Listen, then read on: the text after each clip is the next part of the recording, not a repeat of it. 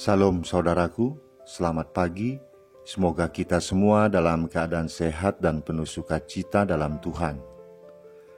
Marilah kita menggunakan waktu sejenak untuk berdoa, membaca dan merenungkan firman Tuhan sebagai sumber kekuatan, inspirasi dan motivasi bagi kita hari ini, Selasa 9 November 2021. Sebelumnya mari kita berdoa. Bapa di sorga, kami bersyukur atas hari yang indah ini, hari yang penuh harapan. Kami akan merenungkan firman-Mu. Kiranya Roh Kudus menerangi hati dan pikiran kami, agar kami sungguh memahami firman-Mu. Dalam nama Tuhan Yesus Kristus kami berdoa. Amin. Firman Tuhan yang menyapa kita di pagi ini, Ratapan 3 ayat 26. Adalah baik menanti dengan diam pertolongan Tuhan. Demikian firman Tuhan.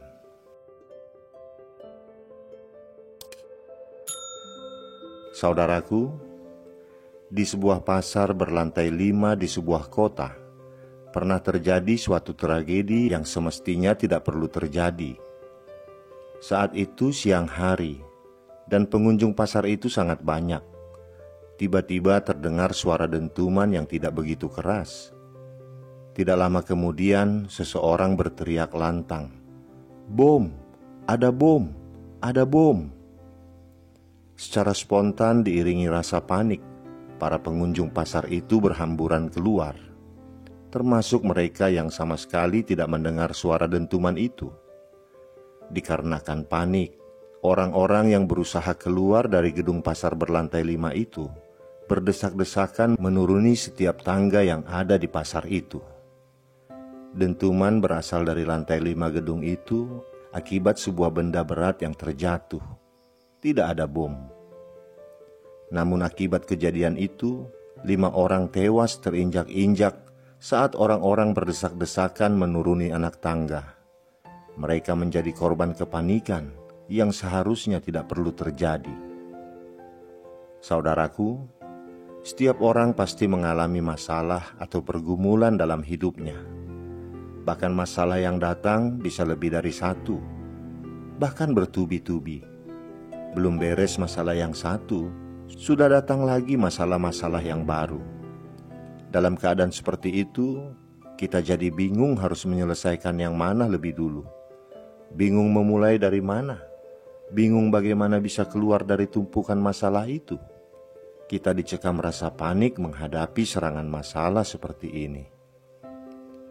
Di tengah terpaan masalah bertubi-tubi seperti itu, kita bisa cepat kehilangan kesabaran, lalu bergegas mencari alternatif-alternatif lainnya. Padahal di sana ada banyak jebakan yang bisa membuat segalanya menjadi lebih runyam, membuat kita semakin menjauh dari Tuhan, dan akhirnya menjerumuskan diri sendiri ke dalam jurang kesesatan. Kalau tidak separah itu, kita bisa bermasalah dengan kesehatan, seperti terkena stres, depresi, kehilangan kontrol diri, darah tinggi, dan lain-lain, apabila membiarkan kepanikan melanda kita. Sebelum ini semua terjadi, ada baiknya kita mengetahui sebuah tindakan penting yang dianjurkan beberapa kali di dalam Alkitab, sebelum semuanya terlambat. Daripada terus berteriak, mengeluh, mengaduh, menangis, atau malah melakukan tindakan-tindakan yang didasari emosi hingga merugikan diri sendiri dan orang lain, ada baiknya kita turuti apa yang diajarkan menurut firman Tuhan, yaitu mengambil waktu untuk diam. Nas bacaan kita hari ini mengingatkan, adalah baik menanti dengan diam pertolongan Tuhan. Mengapa baik bagi kita untuk diam dalam menanti pertolongan Tuhan? Karena dengan diam, kita bisa terhindar dari berbagai godaan yang menyesatkan. Dengan diam, kita bisa fokus mengambil momen perenungan, introspeksi diri, mencari tahu kalau ada yang masih belum kita bereskan. Dengan diam, kita bisa terhindar dari mengambil keputusan yang hanya didasarkan kepada perasaan emosional dan tidak rasional. Saudaraku, saat seseorang menyelamatkan orang tenggelam, akan lebih mudah memberi pertolongan jika yang ditolong itu diam dan tenang. Namun akan sangat sulit jika yang ditolong meronta-ronta, bisa mengakibatkan keduanya tenggelam. Oleh karena itu, pernah dalam suatu kejadian, orang yang hendak ditolong dipukul agar diam. Bila tidak, dia tidak akan terselamatkan. Memang tidak dapat dipungkiri bahwa saat orang tenggelam, apalagi dia tidak bisa berenang, pastilah ketakutan dan panik. Namun tetap saja berlaku sebuah dalil pertolongan baginya.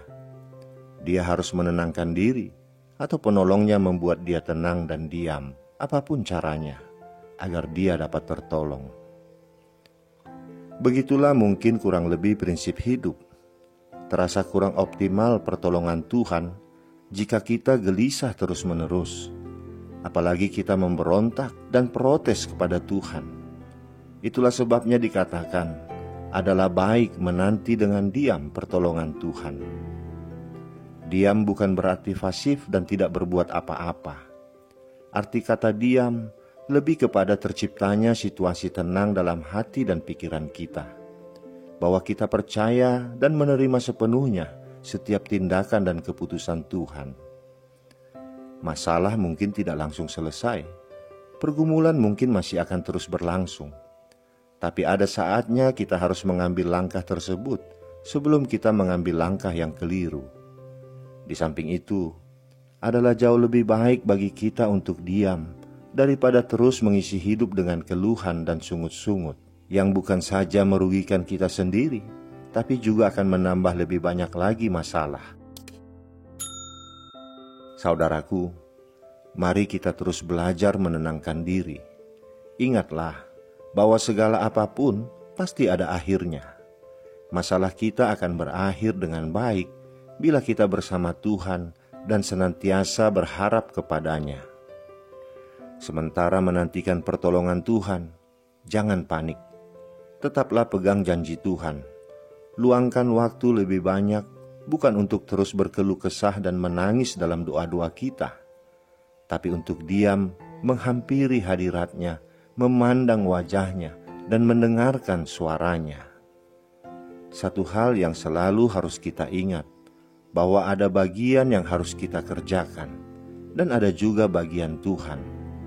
Bagian kita adalah berdoa, percaya, dan menantikan petunjuk apa yang harus kita lakukan. Dan biarkanlah Tuhan melakukan bagiannya untuk menolong kita. Amin, kita berdoa. Bapa di surga, kami bersyukur berterima kasih atas firman-Mu ini, yang mengingatkan kami Tuhan, agar kami tidak panik, agar kami tidak menjadi bingung, sekalipun masalah datang bertubi-tubi dalam kehidupan kami. Firman-Mu mengingatkan kami, agar kami diam menantikan pertolongan-Mu, sebab kami yakin dan percaya bahwa Engkau sanggup menolong kami, sebesar apapun masalah yang kami hadapi. Engkau lebih besar dari semua masalah itu. Karena itu Bapa, kami menyerahkan masalah kami ke dalam tangan-Mu. Tolong kami untuk mengangkat beban masalah itu. Mampukan kami Bapa untuk menghadapinya. Di dalam nama anak-Mu Tuhan Yesus Kristus kami berdoa. Amin. Selamat beraktivitas saudaraku. Tuhan memberkati. Salam.